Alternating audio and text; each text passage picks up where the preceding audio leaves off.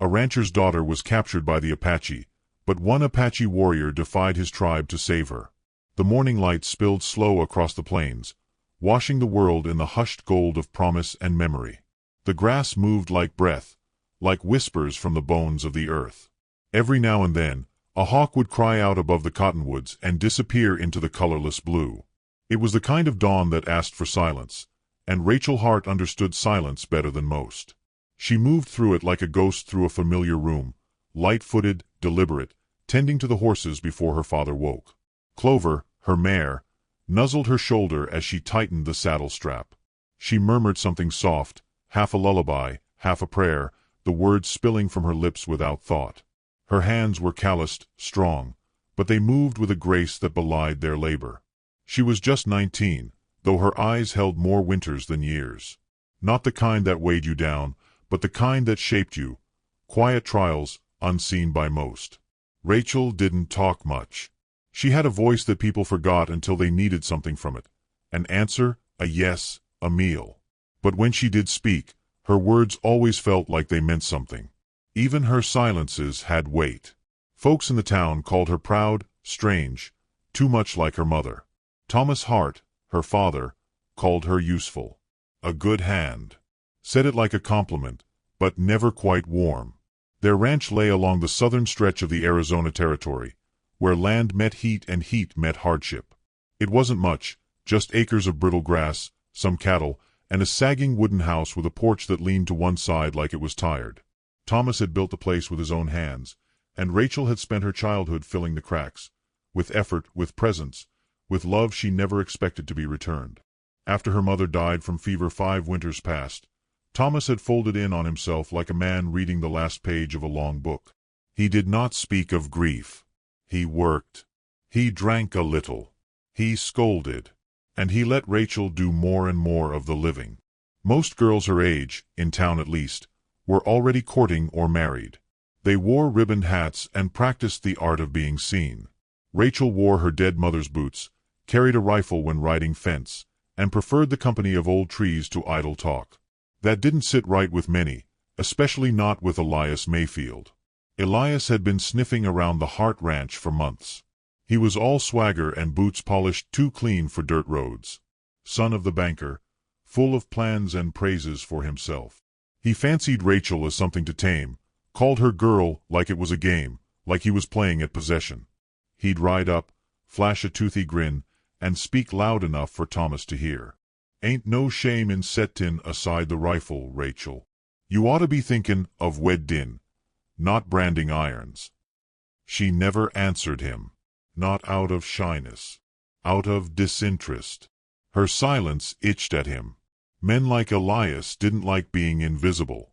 One evening, just as the sun dipped low and turned the dust to embers, he cornered her by the barn, a bottle in his hand and swagger in his step. You could have it easy, he said, leaning too close. No more breakin' your back out here. I could take care of you. Rachel met his gaze and held it, her voice soft but flat. I don't need taking care of. He chuckled, but the sound held no humor. You don't know what you need. She left him standing in the dust, the bottle still dangling from his fingers. Later that night, Thomas looked up from his drink as she came in from the dark. You should give Elias a chance. He's got means. You can't work the land forever. Rachel took off her hat, wiped the sweat from her brow, and said nothing. She walked to the back room, shut the door gently, and let the silence do the rest. What Thomas didn't understand, what no one understood, was that Rachel didn't want saving. She didn't want to be looked at like property, traded for comfort or name.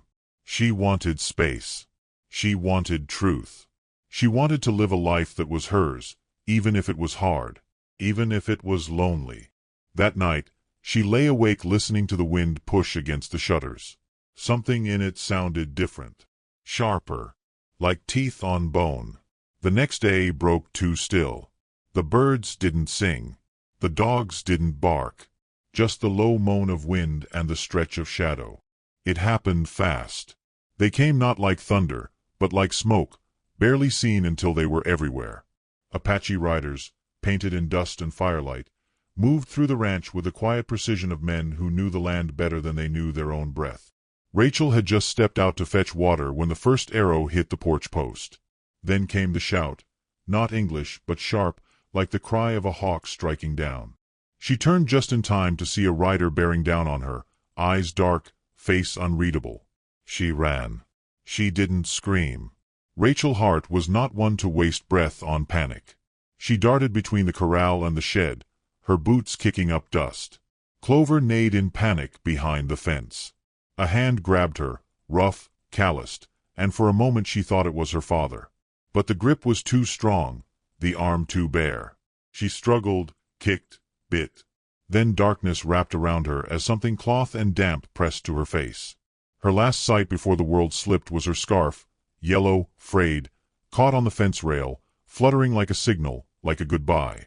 When Thomas Hart came to, he was bleeding from the scalp. The front door had been kicked in, the house ransacked. One horse was gone. 2 cattle lay dead. And Rachel was nowhere. By the time the sheriff rode out with a search party, the trail was cold.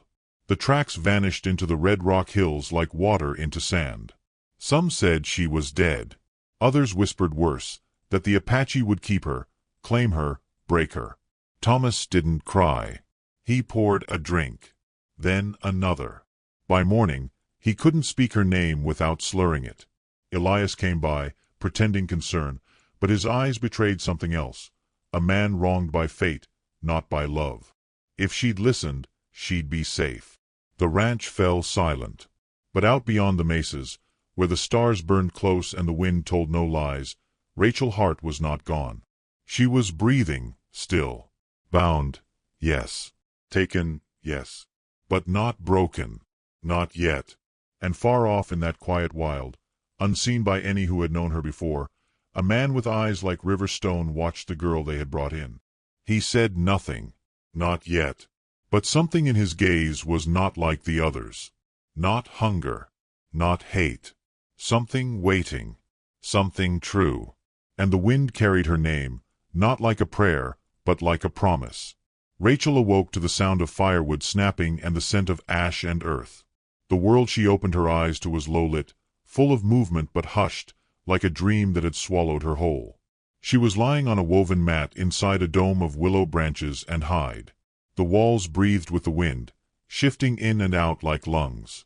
Every limb ached, her wrists bore rope burns, and her lips were dry enough to crack. But she was alive. She sat up slowly. A dull ache rolled through her skull, then steadied. No chains, no guards with rifles, only absence. Her thoughts reeled, but her face stayed still. That was how she survived things. By watching first, waiting second, acting last. Outside, the sun slanted down through thin pines and dust, casting long shadows that moved like memories across the camp. There were voices, children laughing, a dog barking, the low song of a woman grinding corn. Life was happening here. Real, ordinary life. It unsettled her more than war cries would have. She stood, though her knees trembled, and moved toward the flap. No one stopped her. A few turned their heads, mostly women, eyes unreadable. Some curious, some closed. A boy no older than 10 tossed a bone to the dog and pointed. "Nadlihi," he whispered. She didn't know the word, but the way he said it wasn't cruel. Just different. The first to meet her gaze without looking away was an old woman sitting near the fire. Her hair was silver, braided with dried sage, her skin like folded paper, lined by sun and sorrow. She looked straight into Rachel's eyes and motioned her over with a nod. Rachel obeyed. The old woman handed her a bowl of something warm, a porridge of ground acorns and dried berries. No words. Just presence. The kind of presence that didn't need translation. Rachel ate, slowly. Her stomach rebelled at first, then surrendered. She hadn't known hunger until that moment, the kind that swells behind ribs like grief.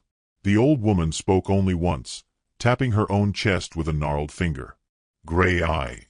Then she tapped Rachel's. Rachel hesitated, then said, "Rachel." Her voice was hoarse. A breath wrapped in dust. Gray eye nodded, satisfied. The moment was sealed. Not friendship. Not yet. But something rooted. The man who had taken her, the one who'd pulled her from the ranch, bound her, disappeared, was nowhere in sight. She didn't know his face well enough to remember it clearly, only a feeling. Calloused hands, quiet movement, a shadow that didn't lean toward violence but didn't turn from it either. She spent that first day walking the edge of the camp, memorizing its borders. No fences. Just space. But she could feel the boundary in the way eyes followed her. The message was quiet but clear. You're watched, but not hunted. A group of young warriors sat around a fire near the center, sharpening blades, speaking in low tones. One of them looked at her with open disdain. He was lean, long-haired, his chest bare despite the chill. He spit in the dirt when she passed. That night, Gray Eye brought her a blanket. Stiff wool, but warm. Rachel didn't speak. She couldn't. Not yet. She stared at the stars and listened to the foreign rhythm of a language that wrapped around her like smoke. Sleep came, jagged and thin. The days passed like river stones, worn smooth by repetition. She ate what she was given. She carried water when Gray Eye gestured. She watched the women weave, listened to the children's games. Still a prisoner, but no one struck her, no one screamed. That absence became louder with each passing moment. On the 5th morning, he appeared. She was by the stream, rinsing a tin cup, when he stepped beside her without sound. She flinched, her body still remembering the chase, the grip, the loss. But he only held out a piece of fruit, wild plum, split and soft. She looked at it, then at him. He did not force it on her. He just held it there, patient as weather. She took it. His face was young, but not boyish. His features were sharp, carved from the same stone as the mesas that loomed in the west. His eyes, dark and steady, held no victory, only awareness. He had seen her fear, seen her silence. And still he stood there, offering not comfort, but presence. She spoke first, voice thin as wind. "Why am I still alive?" He didn't answer. Or maybe he didn't understand. But something in his gaze shifted. Not pity, not guilt. Something closer to respect. Later, she heard Gray Eye whisper his name to a group of women sorting maize. "Taza," she said aloud, testing the shape of it. Gray Eye nodded. Taza. The man who had taken her. The man who now brought her small kindnesses. Water, food. One time even a flower with the stem broken clean. The others noticed. One of the warriors, the one who had spat, began to scowl more openly. He watched Taza with a look full of something raw and sharp. Jealousy, perhaps, or history. She learned, slowly, the edges of their world. They were not monsters. They were not myths. They sang at dusk. They wept for their dead. They carved toys for children. And every night they burned cedar, sending prayers into the dark. But still, she was not one of them. She was always watched. Always outside the circle. And she understood that the mercy she'd been given had cost something. Not just to her, but to him. One morning, as she helped Gray Eye sort roots, Taza approached and knelt beside her. He tapped his chest. "Taza." "I know," she said. He smiled, not with teeth, but with eyes. It softened him, made him less stone, more story. He pointed at the root. "Satisai," he said. She repeated it, fumbled the sound. He laughed quietly, then said it again, slower. They continued that way for an hour, trading words like secrets, sounds like songs. She taught him too, simple ones, water, tree, home. He would repeat them, nod, commit them to memory. The next day, she taught him blue. He pointed to her eyes, then to the sky. That night, as the fire cracked and the children dozed, she sat alone with her bowl of soup. Taza approached but did not sit. Instead, he gestured to the edge of the camp, where the trees thickened. She hesitated, then stood. He led her not far. Just past the last tent, near a cliff that overlooked the valley. The moon hung low, lighting the land like silver. She could see everything, the trails winding down, the river coiled in shadow, the stars mirrored in its bend. He spoke then, words slow, careful, not all English but close enough to understand. "My sister," he said, pointing at the river. "Taken. Long ago. White men. Never came back." Rachel looked at him, something tightening in her chest. "I hate them," he said, voice steady. "But not all. Not all." She understood the cost of that confession. The risk of it. He didn't say he was sorry for taking her. He didn't ask forgiveness. But the truth stood between them like a bridge. And she, who had been nothing but stolen, felt something returned. They stood in silence until the cold crept in. The days turned again. And with them, her fear dulled. Not gone, never gone, but no longer ruling her.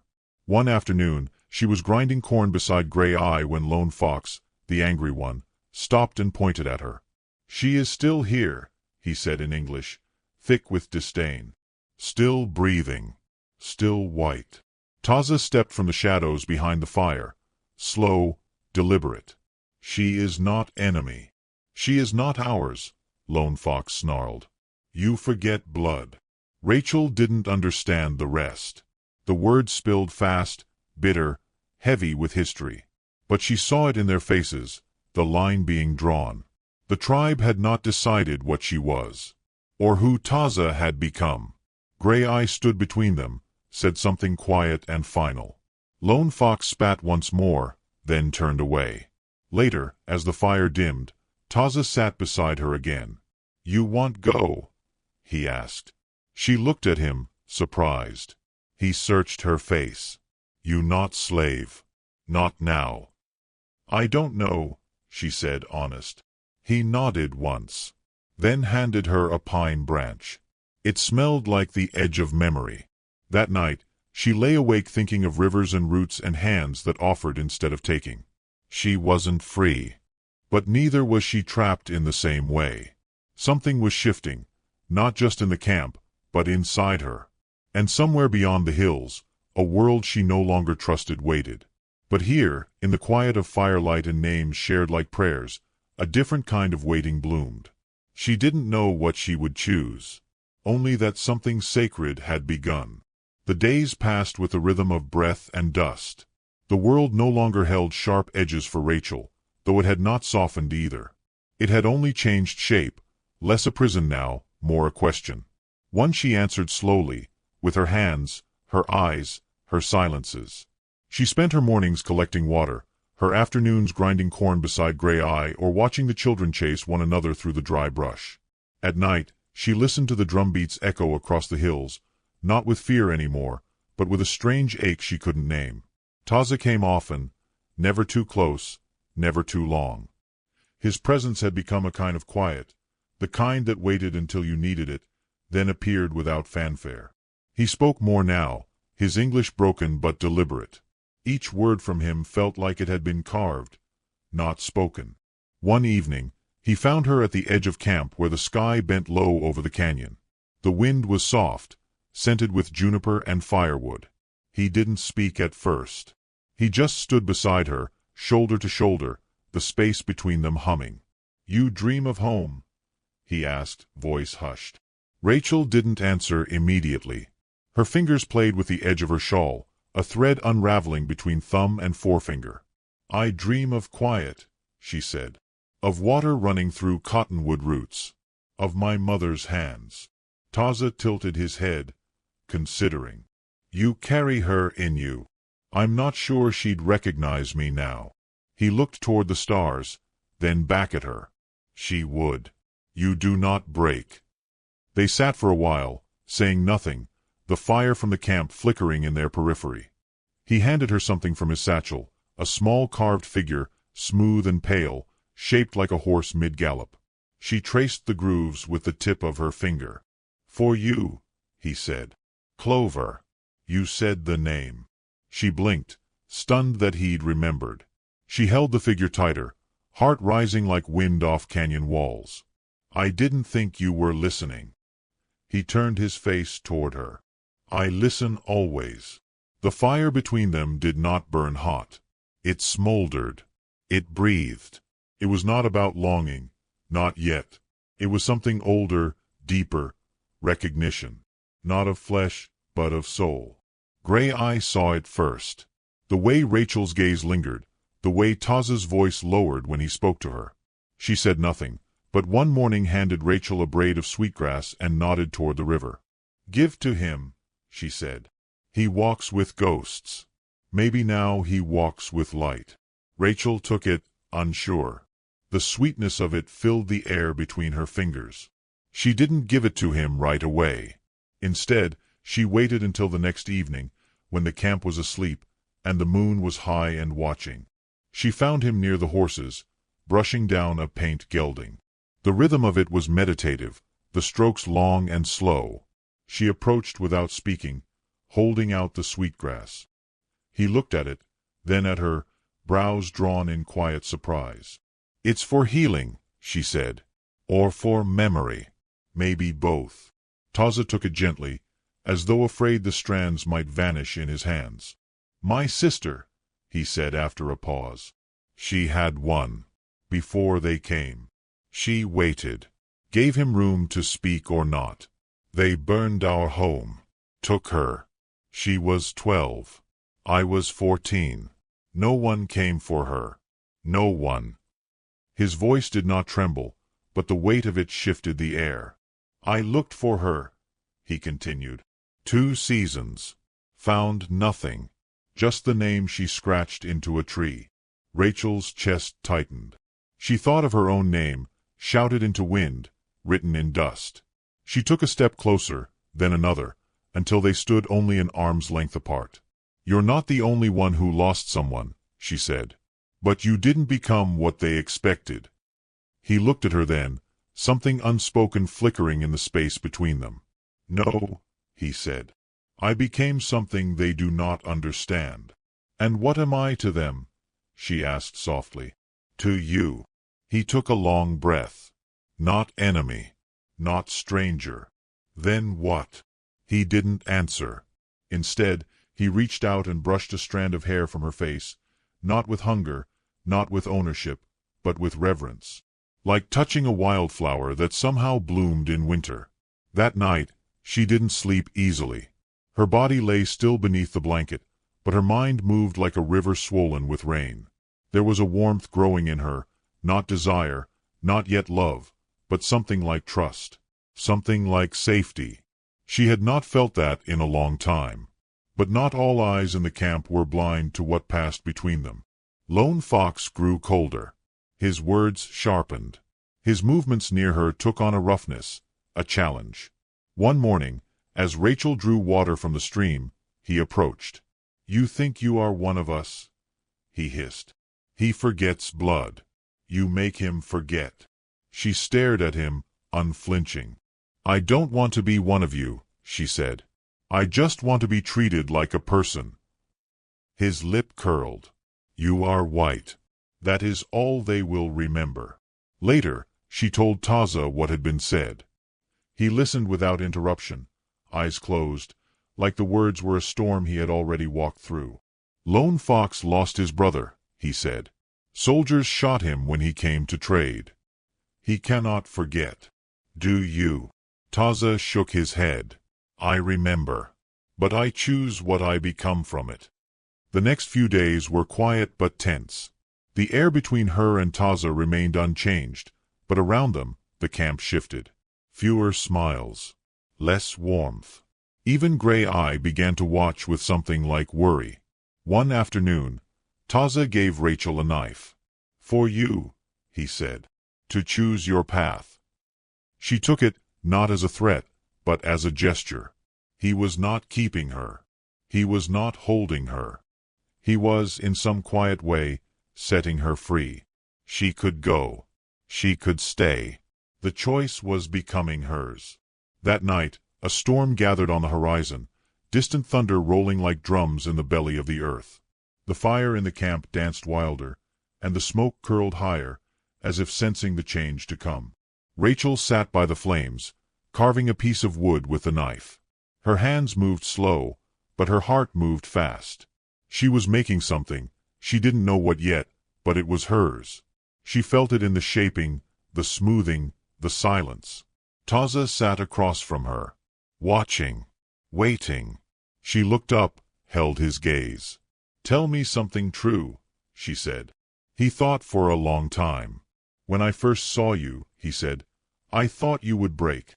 She smiled, the first real smile in weeks. "And now," he said, "I see a fire." The storm broke just after midnight.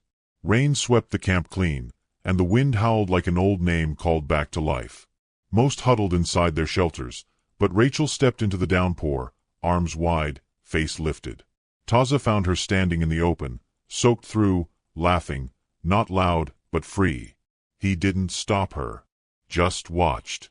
And in that moment, she was not captive, not outcast, not girl nor woman, not white nor wild.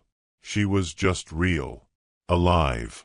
And though no words passed between them then, a promise did. Not of forever, not even of love, but of seeing, and being seen. And that was enough. For now. The days that followed were thinner somehow, like threads pulled too tight on a loom. Even the wind felt different, sharp, whispering warnings Rachel couldn't quite make sense of. The calm that had grown in the camp, the delicate space between herself and Taza, was no longer untouched. Something had shifted. And shift, she knew, often came before fall. She noticed it first in the eyes. The way conversations stopped when she walked past. The way the children who once giggled nearby now stood silent, watching their elders. Lone Fox no longer hid his disdain. He wore it openly, like a blade at his belt, daring anyone to question the weight of his hate. His grief had turned inward and then outward, and now it had found a shape. Her gray eye still offered quiet comfort, but even she grew tighter-lipped. Her warnings came without words. A bowl left full at dawn, a hand placed gently on Rachel's shoulder after dark, a look that lingered too long. There were things not being said. And silence, Rachel had learned, was its own kind of storm. Taza remained steady, though shadows had gathered at his edges. He spoke little during the day, disappearing into the hills with the other men, returning after sunset, dust clinging to his clothes, weariness behind his eyes. But he still sought her in the quiet hours, after the others had turned in, when the stars were the only witnesses. He'd sit near her and listen as she spoke of home, of old songs, of her mother's habit of humming while darning clothes. His presence soothed her, but even then, something in him was bracing, like a tree expecting lightning. One night, she found him sharpening his knife by firelight, the motion slow, methodical. "They don't trust me," she said, her voice barely louder than the crackle of the flames. Taza paused. "They do not understand why you are still here." "And do you?" His gaze lifted to hers. "Yes." She let the silence breathe between them, then broke it. "Then tell me." "You are strong," he said. "You listen. You learn. You do not hate. That's not enough for them." "No," he said quietly. "It's enough for me." He stood then, walked to the edge of the camp, where the darkness pressed close. She watched him disappear into it, and for the first time since her capture, fear returned, not of violence, but of loss, of change, of being left behind. It was Gray Eye who spoke the words Rachel had been dreading. They sat beneath the overhang of a sandstone ridge, preparing bundles of dried herbs. The old woman did not meet her gaze as she said, "He is being watched closely." Rachel tied a knot too tight, fumbling. "By whom?" "By all." There was no comfort in her voice, only knowing. "Taza is not like the others," Gray Eye continued. "He carries pain differently. He loves differently." Rachel stiffened, heart stuttering. "I didn't say he." "You don't have to." She wanted to argue, to explain that this thing between them was still blooming, still fragile, not ready for names. But there was no need. The old woman had seen it long before Rachel had dared admit it to herself. Later that same day, as dusk poured its copper light across the valley, a group returned from the eastern ridge. They were not alone. 2 men, white men, bound and bloodied, dragged behind horses. Spies, someone said. Scouts, others claimed. One of them wore a familiar coat, its collar frayed and stained. Rachel felt the breath leave her chest. Elias Mayfield. He was bruised but unbroken, his face twisted in its usual self-certainty despite the ropes. "Well now," he muttered when he saw her. "Didn't think you'd take to feathers so easy." The warriors bristled. Rachel said nothing. Her jaw clenched. "They send more?" Taza asked one of the men who'd brought them in. "Probably," the reply came. "Not far behind." That night, the council gathered. The fire in the center burned high, tall enough to paint every face with shadow and doubt. Rachel wasn't invited, but she listened from the edge, her ears straining through the thickness of a language she was still learning. Taza spoke only once. His voice did not rise. But Lone Fox rose after him, his fury thinly veiled. "They come with guns," he said, "and he brings them a woman with white skin and soft eyes." There were murmurs. Gray Eye said something sharp. Silence followed. No decisions were made, but the camp did not sleep. Rachel found Taza near the horses again, tying knots with shaking hands. "They think I led them here," she said. "No," he answered. "They think I did." She stepped closer. "Then let's leave. Before they turn." His hands stilled. "I cannot run from my people. They'll kill you. I would rather die standing than live hiding." Rachel's throat tightened. Her heart pounded with the wild clarity of fear. She reached out, took his hand. It was the first time she had touched him without invitation, without hesitation. His fingers curled around hers slowly, like something learning to trust. "Then let me stand with you," she said. "No," he whispered. "You must go." "I won't." He looked at her then, eyes wet with something too ancient for words. He touched her face, gently, reverently. "If I don't return tomorrow," he said, "go north. Follow the river." She shook her head. "Taza." But he was already gone, swallowed by the dark. Morning broke hard and red. Taza stood before the council at sunrise, his posture straight, his expression unreadable. Rachel stood behind the circle, near Gray Eye, her heart in her throat. "I will take her to the ridge," he said. "She will not return. The soldiers will find no one here." Lone Fox stepped forward, scoffing. "You think we believe you will give her up now?" "I have no choice," Taza replied. "But she has done nothing. Let her go." There was no agreement, only silence, and the low grumble of approval and doubt blending. Gray Eye stepped forward, placed a bundle of sweetgrass at Taza's feet. "She carries no threat," she said. "Only change." It was not a blessing. It was a warning. By noon, Rachel and Taza rode out, two shadows against a sea of stone and brush. No one followed. Not visibly. They did not speak much. The horses moved with urgency, hooves striking hard earth like war drums. When they reached the ridge, Taza dismounted and helped her down. "Go," he said, nodding northward. She didn't move. "I told them I would leave you here. If they find us both gone, they will come with fire. You can come with me." He shook his head. "My bones are in this land."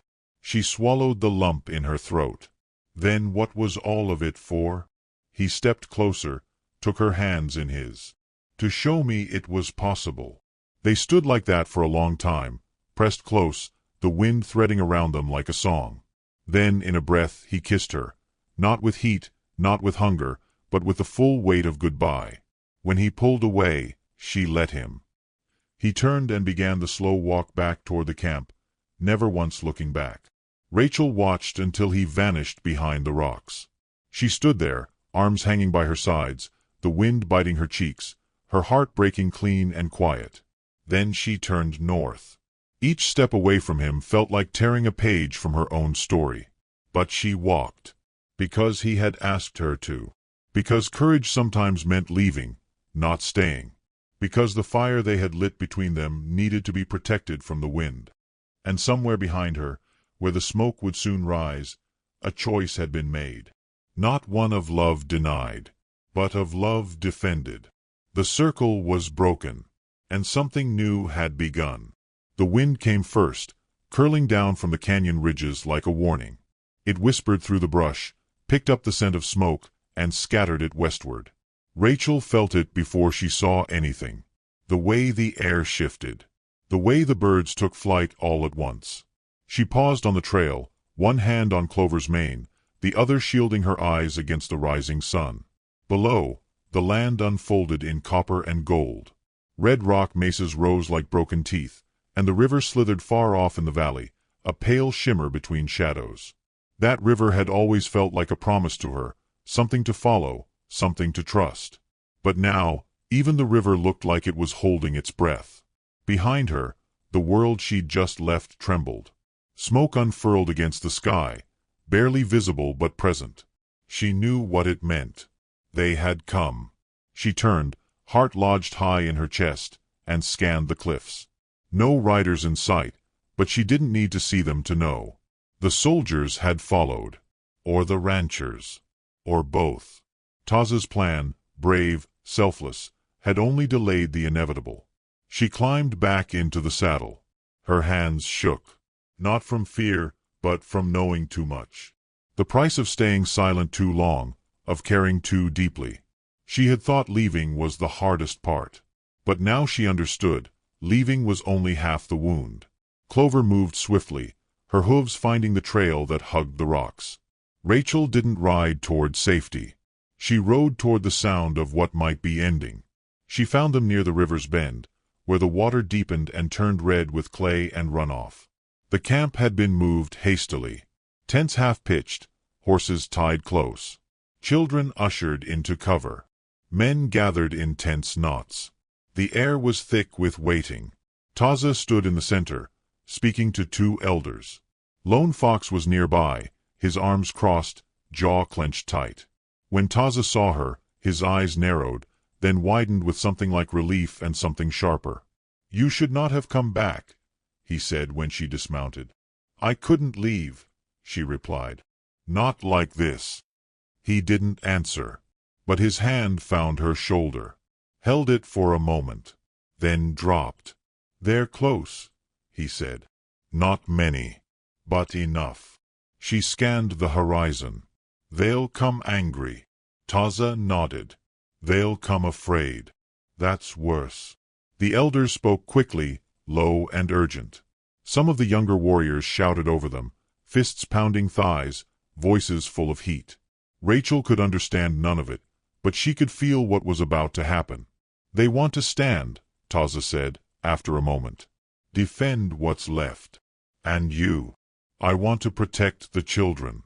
The old. You." She shook her head. "Don't protect me. Use me." His brow furrowed. "They're here because of me," she said. "Let me speak to them. They won't hear you. Then let me try."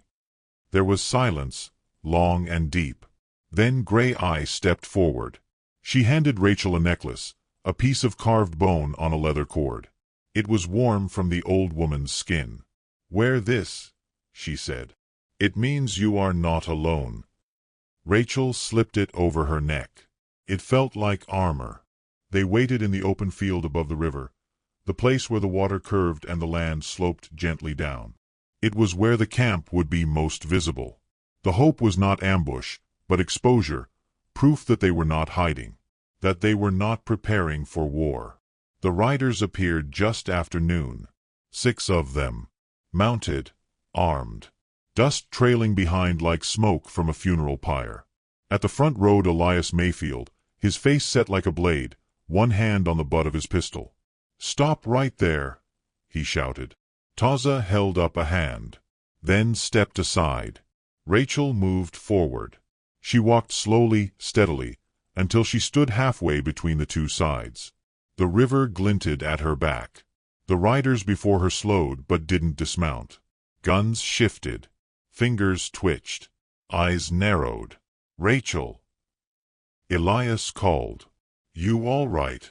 "I am," she said. "But you need to leave." He laughed, short and sharp. "Like hell. You've been taken."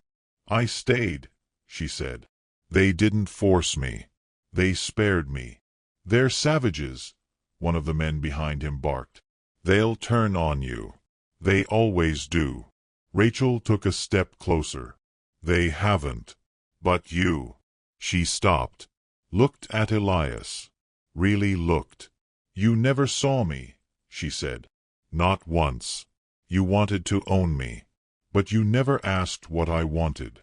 His face twisted. "You've lost your mind." "She's a hostage," another man said. "Or worse. Stockholm or whatever they call it." "I'm not a hostage," Rachel said. "I'm a witness." She stepped aside, revealing Taza behind her. He stood tall, unarmed, his posture open. "He could have killed me," she said. "He didn't. He could have kept me. He didn't." Elias looked at her like she was a snake speaking scripture. "You side with them over your own people?" "My people," she said, voice steady, "are the ones who choose truth over fear, who know when to listen. You have a chance now. Turn around. Go home." Behind her, the wind picked up. The river swelled. A hawk circled overhead. Elias reached for his gun. Time fractured. Taza moved. Fast. Fluid. Not for a weapon, but for her. He pushed her aside as the shot rang out. The sound echoed like a scream across the canyon. Rachel fell hard, dust in her mouth, the wind knocked from her lungs. She turned, coughing, searching. Taza staggered. A bloom of red spread across his side. Then chaos. The warriors surged forward, not to attack, but to shield, to drag Taza back, to form a line between the riders and the vulnerable. Gunfire cracked again. Another horseman fell, shot not by an Apache, but by his own, panicked and confused. Horses reared.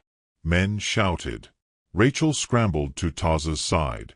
His face was pale, lips bloodied. But he was breathing. "Stay with me," she whispered. "Please. Just stay." He reached for her hand. Gripped it hard. More shots. Then, silence. The riders had fled, what was left of them. Fear carried them faster than anger ever had. They hadn't expected restraint. They hadn't expected witness. Taza was lifted onto a makeshift stretcher.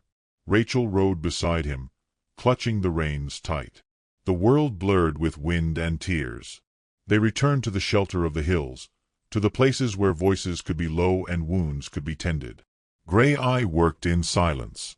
Rachel sat nearby, her hands clasped, knuckles white. It was a full day before he woke. "You didn't listen," he rasped.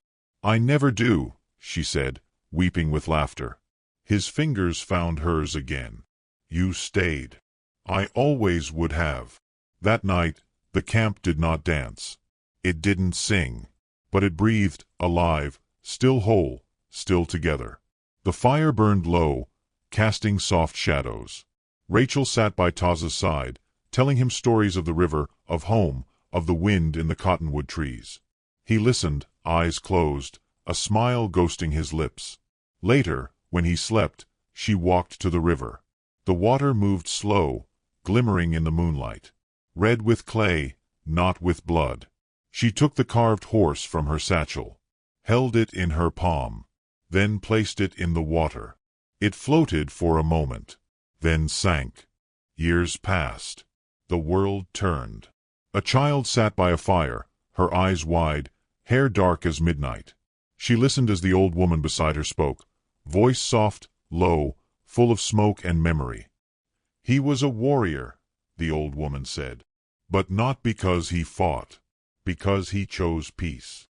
The girl leaned forward. "Did they love each other?" The old woman smiled. "They saw each other. That's rarer." Outside, the river moved on, always turning, always red. Not from wounds now, but from earth, from story. From love that never needed to be shouted to be true.